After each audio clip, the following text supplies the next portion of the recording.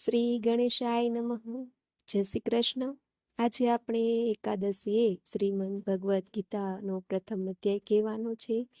જો વિડીયો પસંદ આવે તો ચેનલને સબસ્ક્રાઈબ કરવાનું ભૂલતા નહીં, જેથી આગળના વિડીયો તમને મળી રહે.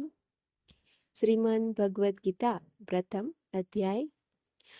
ધૃતરાષ્ટ્ર બોલ્યા, હે સંજય, ધર્મભૂમિ કુરુક્ષેત્રમાં એકઠા થયેલા યુદ્ધના ઈચ્છુક મારા તથા પાંડુના પુત્રોએ શું કર્યું?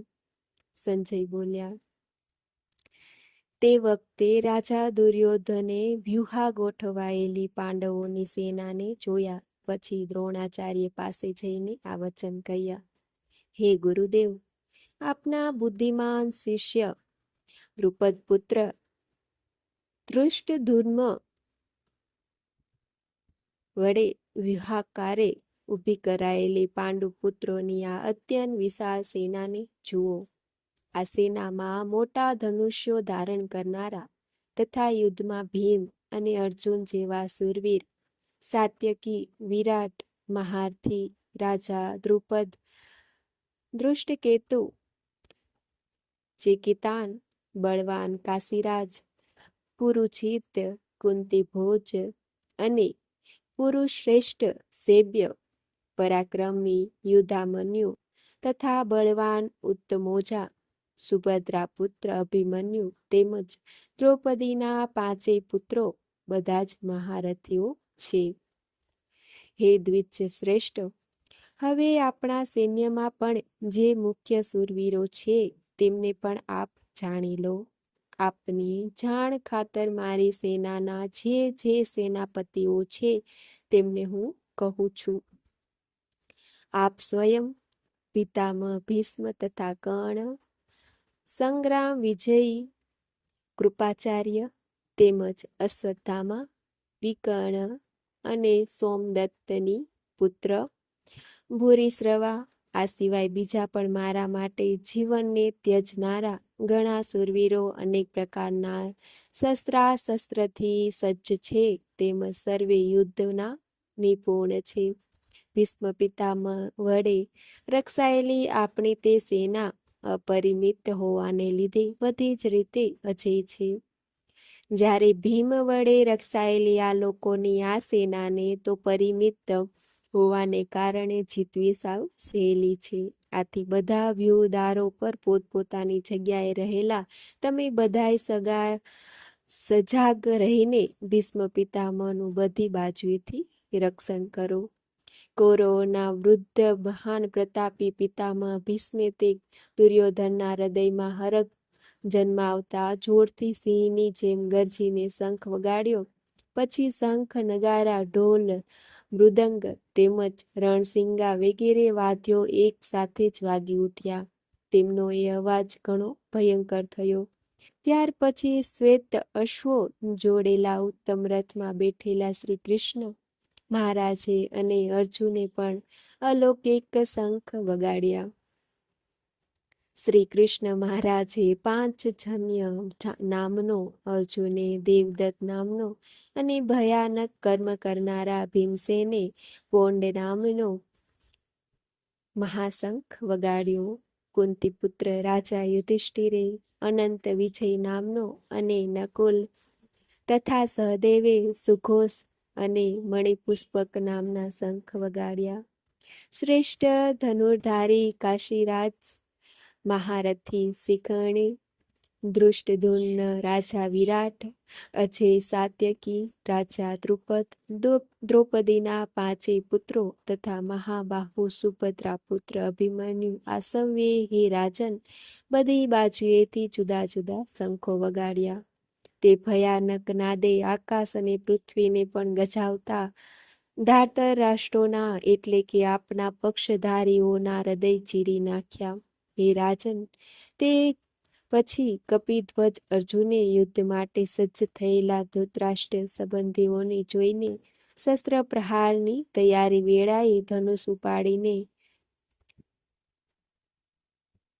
ઋષિકેશ શ્રી કૃષ્ણ મહારાજને આ વચન કહ્યું, હે અચ્યુત, મારા રથને બંને સેનાઓની વચ્ચે ત્યાં સુધી ઊભા રાખો જ્યાં સુધીમાં રણભૂમિમાં ભેગા થયેલા યુદ્ધની અભિલાષા રાખનારા વિપક્ષી યોદ્ધાઓને સારી પેઠે હું જોઈ ન લઉં કે આ યુદ્ધમાં મારે કોની સાથે લડવાનું છે હું જોઈ તો લઉં.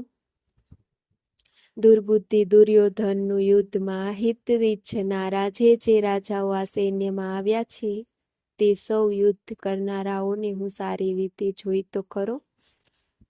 સંજય બોલ્યા, હે ધૃતરાષ્ટ્ર, ગુડાકેશ અર્જુન દ્વારા આ પ્રકારે કહેવાયેલા ઋષિકેશ શ્રી કૃષ્ણચંદ્રે બંને સેનાઓને મધ્યમાં ભીષ્મ અને દ્રોણાચાર્યની તેમજ સમસ્ત રાજાઓની સામે ઉત્તમ રથને ઊભો રાખીને આ પ્રમાણે કહ્યું, હે પાર્થ, યુદ્ધમાં એકઠા થયેલા કૌરવોને જો તથા પૃથાપુત્ર અર્જુને એ બંને સેનાઓમાં રહેલા વડીલોને, કાકાઓને, પિતામહોને, ગુરુઓ, મામાઓ, ભાઈઓ, પુત્રો, પૌત્રો, મિત્રો, સસરાઓ તેમજ સુહૃદોને જ જોયા.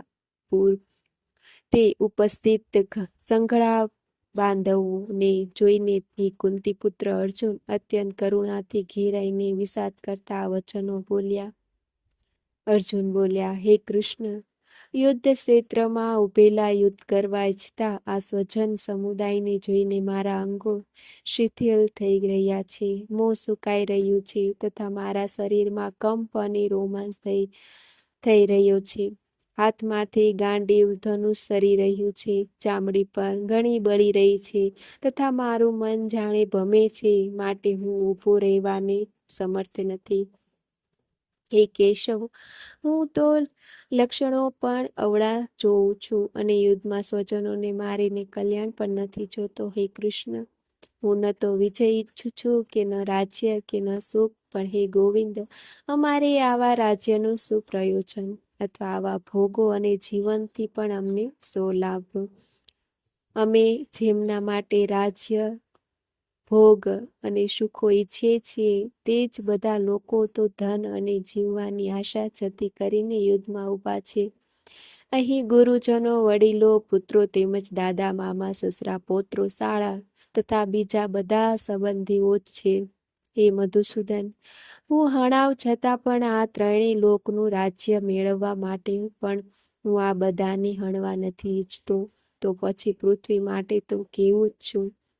હે જનાર્દન, ધૃતરાષ્ટ્રના પુત્રોએ હણીને અમને કર્યો આનંદ મળશે, આ આંધતાઈઓને હણીને તો અમને પાપ જ લાગશે. માટે હે માધવ, પોતાના જ બાંધવ ધૃતરાષ્ટ્રના પુત્રોને હણવા માટે અમે યોગ્ય નથી. પોતાના સ્વજનોને હણીને અમે કેમ સુખી થઈશું? જો કે લોભને લીધે ભ્રષ્ટચિત્ત થયેલા લોકોને કુળના નાશથી ઉત્પન્ન થતા દોષને તથા મિત્રોને વિરોધ કરવાથી ઉત્પન્ન થતા પાપને જોતા નથી. છતાં પણ હે જનાર્દન, કુળ નાશના કારણે લાગતા દોષને જાણનારા અમોએ આ પાપથી જ બચવા માટે કેમ ન વિચારવું? કુળનો નાશ થતા સનાતન કુલ ધર્મો નષ્ટ થઈ જાય છે અને ધર્મ નાશ પામતા સમસ્ત કુળમાં પાપ પણ ખૂબ જ ફેલાઈ જાય છે. હે કૃષ્ણ, પાપ ઘણું વધી જતા કુળની સ્ત્રીઓ અત્યંત દૂષિત થઈ જાય છે અને હે વાસુદેવ, જ્યારે સ્ત્રીઓ દૂષિત થાય છે ત્યારે વર્ણશંકર પ્રજા જન્મે છે. વર્ણશંકર સંતતિ કુળના હણનારાઓને તથા કુળને નરકમાં લઈ જવા માટે જ હોય છે. પિંડ અને તર્પણ ક્રિયાથી વંચિત તેમના પિતૃઓ પણ અધોગતિને પામે છે. આ વર્ણશંકર કારક દોષોથી કુળઘાતીઓના સનાતન કુળ ધર્મો અને જાતિ ધર્મો સમૂળા નષ્ટ થઈ જાય છે. એટલું જ નહીં, એ જનાર્દન, જેમના કુલ ધર્મો સમૂળા નષ્ટ થઈ ગયા હોય એવા મનુષ્યોને અનિશ્ચિત કાળ સુધી નરકમાં વાસ થાય છે, એમ અમે સાંભળતા આવ્યા છીએ. અરે રે, ઘણા દુઃખની વાત છે કે અમે બુદ્ધિમાન હોવા છતાં પણ એવું મોટું પાપ કરવા તત્પર થયા છીએ કે જે રાજ્ય અને સુખના લોભે સ્વજનોને હણવા તૈયાર થયા છે. એ કરતા શસ્ત્ર રહિત અને સામનું ન કરનારા એવા મનને જો હાથમાં શસ્ત્ર લીધેલા ધૃતરાષ્ટ્રના પુત્રોને રણમાં હણી નાખે તો તે મરવું પણ મારા માટે વધુ કલ્યાણકાર થશે. સંજય બોલ્યા, રણભૂમિમાં શોકથી ઉદ્ગીન મનનો અર્જુન આમ કહીને બાણ સહિત ધનુષ ત્યજીને રથના પાછળના ભાગમાં બેસી ગયા.